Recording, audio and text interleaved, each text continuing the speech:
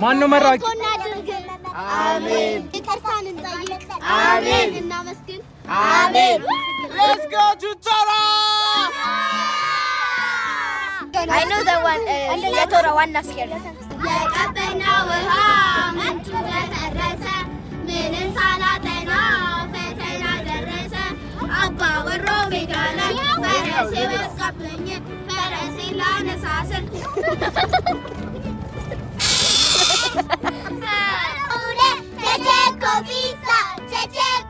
ወደ ቶራ የበጎ አድራጎት ድርጅት እንኳን በሰላም መጣችሁ። በመምጣታችሁ እኛንም ልጆችንም እጅግ አድርገን እናመሰግናለን። በጣም ክብር ይስጥልን እውነት ለመናገር ማለት ነው። ትምህርት ቤታችሁ ጋር ያለን ኮሚኒኬት አዲስ አይደለም። እውነት ለመናገር ከአስተዳዳሪዎቹ ጀምሮ ከአስተማሪዎቹ፣ ከርዕሰ አስተማሪዎቹ፣ ከትምህርት ቤት ቲሙ፣ ግሩፑ፣ ኮሚቴው ከእናንተ ከተማሪዎች ጀምሮ ለመልካም ስራ ወይም ደግሞ ለቻሪቲ ስራ ላይ እጅግ ቅርብ መሆናችሁን እናውቃለንና ምስጋናችን አሁንም እንደተለመደው በጣም አድርገን በህፃናቶቹ ስምና በሚረዱ እናቶች ስም ላይ ማመስገን እንፈልጋለን። ከዛ ባሻገር የመጣችሁበት ቶራ የበጎ አድራጎት ድርጅት ነው። ከተመሰረተ 6 ዓመት አልፎታል። በሁለት ዘርፎች ይሰራል። አንድም በተለያየ ምክንያት ወላጆቻቸው ያጡ ህፃናቶችን ከመንግስት እየተቀበለ እዚህ ያሳድጋል። ሌላ ሁለተኛ ደግሞ የችግረኛ ወላጆች ልጆች የሆኑ ኑሯቸውን ለመግፋት የሚቸገሩት ደግሞ በስፖንሰርሺፕ ደግሞ ሌላ ልጆችንም ሳፖርት ያደርጋል ማለት ነው። ከዛ ባሻገር ደግሞ በእናቶች ላይ ድጋፍ ይሰራል ማለት ነው። ከዚህ በመነሳት ቦርድ መር ነው 11 ሰዎች ነው የመሰረቱት። ቅድም እንዳልኳችሁ ቶራ ነው የሚባለው ስሙ። ይሄ ቶራ የሚባል ሚኒንጉ ከላይ ያለው ሎጎው ላይ የእንስሳ ምስል አለች።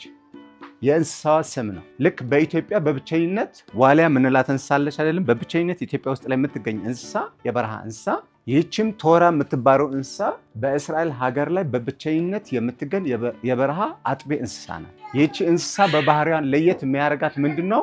ስታጠባ ወገን አትመርጥም። ውሻ ነው የምታጠባው፣ ድመት ነው የምታጠባው አይደለም? ወይም ላም ጥጃዋን ነው የምታጠባው። ይህች እንስሳ ግን ለየት የሚያደርጋት ከሰው ልጅ ጀምሮ እስከ ማንኛውም እንስሳ ወደ እሷ መጥባት ፈልገው የሚመጣ በሙሉ ተቀብላ ታጠባለች። ስለዚህ ስታጠባ ወገን የሚባል ነገር አትመርጥም። ስለዚህ ለዚህ ነው ለማገዝ ደግሞ ሃይማኖት፣ ጾታ፣ ብሔር፣ ዘር የሚባል ነገር ክራይቴሪያ መሆን የለባቸው።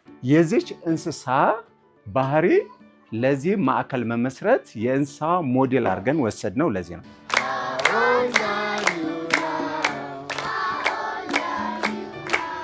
Are you one? Are you two? Are you three? Are you four? Are you five? Are you six? Are you seven? Are you eight? Are you 9? Are you 10? መልካም ነው ለእናንተም ለወላጆቻችሁም ለትምህርት ቤታችሁም ሆነ እናመሰግናለን። ስለዚህ የመጎብኘት ስራ እንስራ።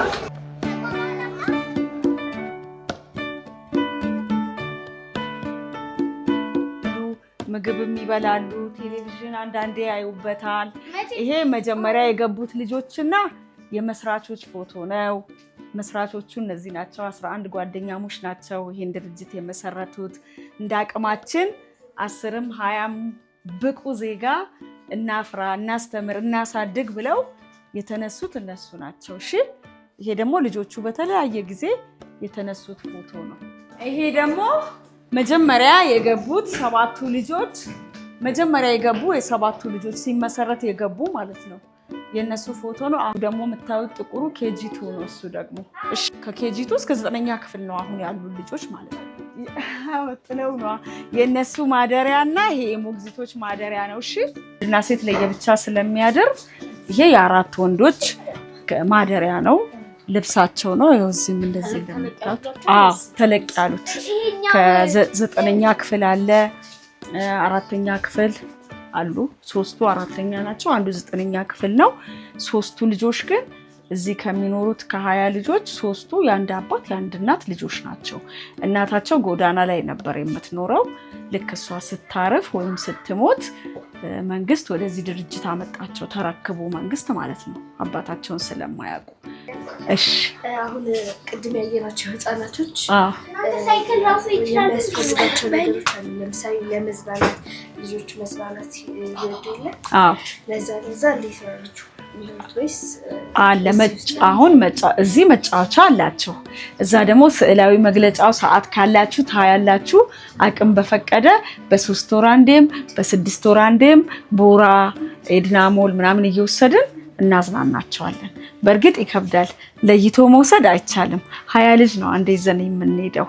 ከዛ እንደ አቅማችን ግን ስፖንሰርም ስናገኝ ወይ ደግሞ ልደቴን ከነሱ ጋር ላክብር የሚል ይመጣል። አሁን ባለፈው የ20ዎቹንም ልጆች አብረው ልደት ያከበሩ አሉ። እንደናንተ ቤተሰቦቻቸውን ይዘው መጥተው ልደት ያከበሩ አሉ። አንዳንዴ የልደታቸውን ወጪ እነሱ ይዝናኑበት ሲሉ ይዘናቸው እንሄዳለን። ያው በጾታ አለየናቸው። ወንዶቹ ከፍ ከፍ ስላሉ ወንዶቹን ነው ያወጣ ነው። የቦታ መጥረት እንደምታዩት ነው። ለዛ አንድ ላይ ናቸው ወንዶቹና ሴቶቹ እዚህ ክፍል ያሉት ህፃናት ስለሆኑ። ያው ቤቱ በኪራይ ነው 85,000 ብር ነው የሚከፈለው። ሌላ ቤት እንከራይና ሌላ በርዳን ስለሆነ ለጊዜው ያው አንድ ላይ እዚህ ነው ያሉትና ከሞግዚት ጋር እዚህ ያድራሉ እሱ ማለት ነው። ማንን ነው የምትወዱት? 1 2